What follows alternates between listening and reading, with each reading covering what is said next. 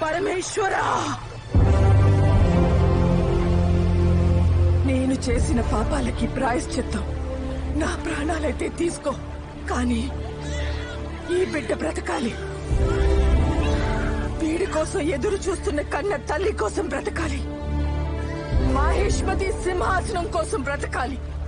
మహేంద్ర బాహుబలి బ్రతకాలి.